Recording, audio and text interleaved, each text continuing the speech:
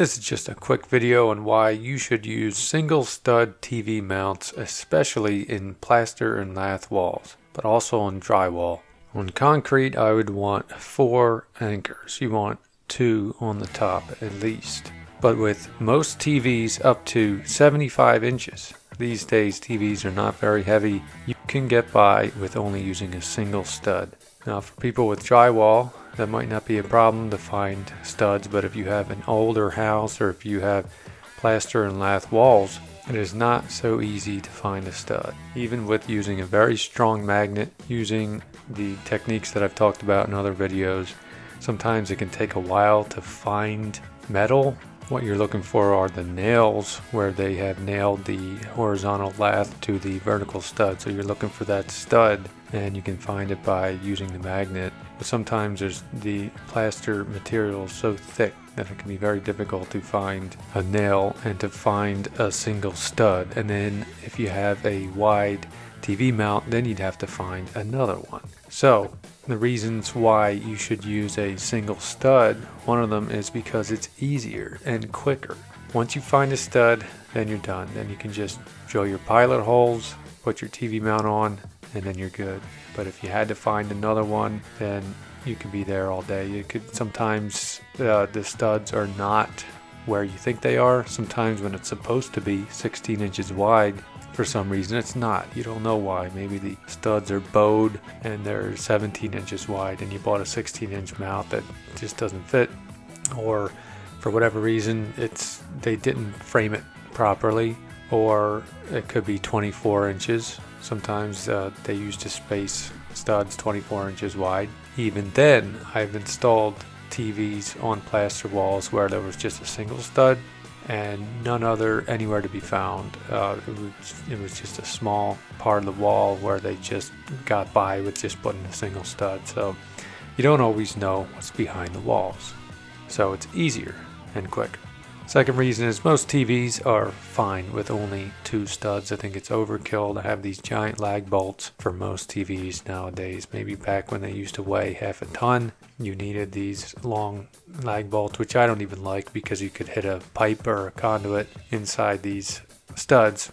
But that's another topic that I can save for the end of this video. But most TVs, you just need 2, and a lot of these single studs do have 3 bolts, which is going to be more than enough to hold most TVs. Even the TV mounts that you can fully extend out, you can swivel, tilt, the whole 9 yards, a single stud should be fine. Another reason, if you have plaster and lath walls, they're often spaced, as I said, 24 inches wide, and then for that you would need a huge wide TV mount, especially if the TV's not even that big, and then it's kind of an eyesore just having this gigantic TV mount.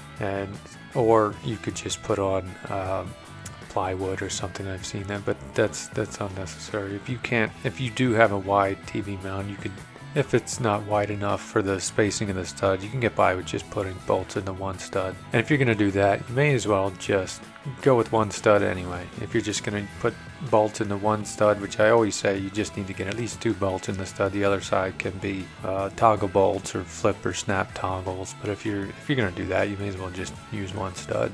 So installing a TV in plaster and lath with 1 stud is simple once you find the stud. To do that, use a strong magnet. They sell these little magnetic stud finders. You just wave it across the surface of the wall until you finally find metal. Go up and down. If you find a whole bunch of metal in a vertical spot, then you probably got a stud there. And then what you want to do is mark that, put up your TV mount, mark your holes where you're going to put your pilot holes, drill your pilot holes, make sure you go through the stud. If you punch through after about 1 inch or so, then you didn't reach a stud. Then it's just regular lath and plaster, and that's not going to be enough to hold a TV. You want to make sure you're actually in the stud. And then you can use a bit on your regular drill. Once you have the pilot hole drilled, then you can drive your lag bolts through your TV mount about 99% of the way, and then you want to level it again and make sure it's nice and level, and then you can either hand tighten it with a socket wrench, or you can just finish it with your drill bit, your driver bit, and then follow the instructions. Pretty simple. You want to make sure you follow the instructions, and then that usually entails putting some kind of bolt to the back of the TV, and then you tighten it with an Allen wrench. So there you go, you're going to have your TV up on your plaster and lath wall, and it's going to stay up.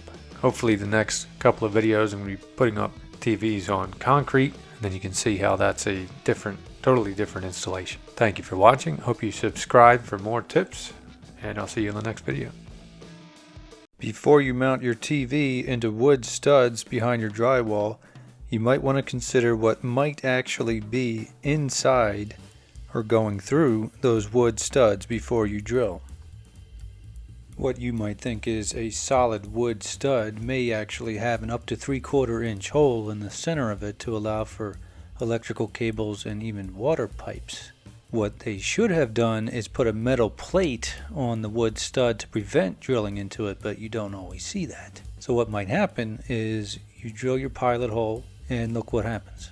Imagine if a water pipe is right there and you went right through it. This is how long the lag bolts are in a TV mount set that I had. As you can see, they would go right through either cable or water pipe. Now here I am, I'm driving after I drilled the pilot hole. I'm driving, imagine a TV mount there with about 1/8 of an inch of material, and right into that hole it goes. If you're going to mount other things to your wall and to your studs, you really only need about 1.25 inches, and it shouldn't be longer than that, of material to drive your screw into. What these TV mount manufacturers should do is provide more bolts to allow for a better holding power that are shorter. 6 bolts instead of 4, for instance. Of course, consumers would probably complain that there's too many holes in their wall, but they wouldn't have anybody driving a lag bolt into an electrical cable and potentially shorting out that circuit, or starting a fire even, or a flood. So now at least you know what might happen. There is one way which you could possibly prevent that, and that is a stud finder that has electrical wiring detectors. It detects voltage. This particular one can detect wiring behind the drywall. You would hope that it could detect it inside the stud, about 1.25 inches into the stud. I like this particular stud finder because it's very thin. You can leave it in your pocket if you wanted to, and it actually detects the center of the stud, which is useful, and also detects electrical wiring. So whether you're installing into a wood stud or hanging pictures in the drywall without the stud, you might want to use a stud finder like this just to see if there's any electrical wiring behind the drywall or in the wood stud. There's a link for this particular stud finder in the description, and I hope this was helpful.